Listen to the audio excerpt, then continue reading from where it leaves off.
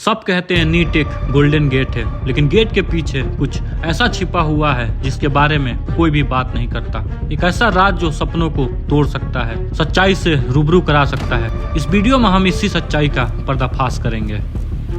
NEET एक single day single paper exam है जिसमें 3 सब्जेक्ट्स होते हैं और इन तीनों सब्जेक्ट्स को मिला के टोटल 180 क्वेश्चंस पूछे जाते हैं, जिसको 180 मिनट में ही सॉल्व करना होता है।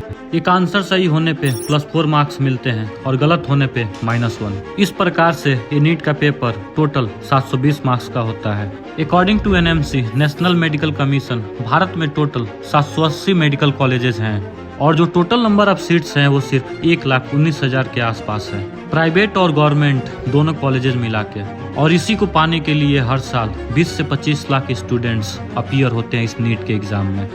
इस एग्जाम की अगर आप सक्सेस रेट निकालने जाओगे तो ये आपको सिर्फ 5 से 6% ही देखने को मिलेगा। और ये तब इतना हो रहा है जब हम प्राइवेट और गवर्नमेंट दोनों कॉलेजेस को मिला के देख रहे हैं। और अगर हम गवर्नमेंट कॉलेजेस की बात करें तो ये जो सक्सेस रेट है ये सिर्फ 2 से 3% ही है। मतलब एक सीट के लिए 40 से 45 स्टूडेंट्स लड़ रहे हैं। अब आप ये सोच रहे होंगे कि जब टोटल 1,18,000 सीट्स हैं ही तो हम स्पेशली ये क्यों मेंशन कर रहे हैं कि गवर्नमेंट कॉलेजेस की जो सक्सेस रेट है वो सिर्फ 2 से 3% ही है, क्योंकि जो प्राइवेट कॉलेजेस की फीस है वो इंडिया में बहुत ज़्यादा है, लगभग 70 लाख से लेके 1 करोड़ के बीच में। और ये फीस एक मिडिल क्लास फैमिली के लिए बहुत ज़्यादा है। वहीं दूसरी तरफ गवर्नमेंट कॉलेजेस की जो फीस है वो कम है। लाइक अगर आप एम्स की बात करें तो वो सिर्फ 5,500 ही है।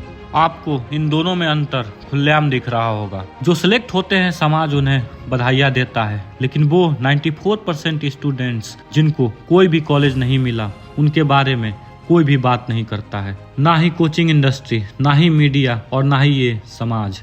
1.5 से 2 लाख में ये कोचिंग वाले तो सपने बेच देते हैं, लेकिन huge syllabus, time management issue, low test score, sleepless night, इन सारी चीज़ों से लड़ते हुए एक बच्चा एंजाइटी, डिप्रेशन, ओवर थिंकिंग का शिकार बन जाता है। इतना कुछ झेलने के बाद से भी अगर लड़का सिलेक्ट नहीं होता है तो ये सोसाइटी उन्हें एक फेलियर का टैग दे देती है। कुछ तो इस प्रेशर को नहीं झेल पाते हैं और अपना जान तक गंवा बैठते हैं।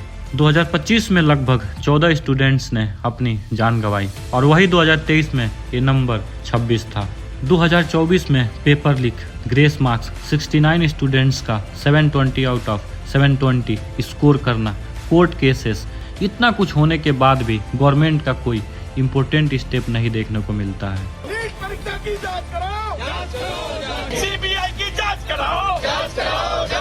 सवाल ये उठता है, ग्रेस देके क्या उन्होंने खुद बताया था? नहीं बताया था। जब हमने 719 स्कोर पकड़ा, 720 तब बताना। तो क्या एनटीए और भी ऐसे बहुत चीजें करता है जो हमें पता नहीं चलता? 2025 में जेईई एडवांस लेवल तक का पेपर आना, अगर टीचर्स की माने तो पिछले 27 साल के हिस्ट्री में ये सबसे टफेस्ट पेपर था। फिजिक्स का ये पेपर मैं कह रहा हूँ जेईई मेंस के भी जितने पेपर हुए हैं उससे भी टफ है।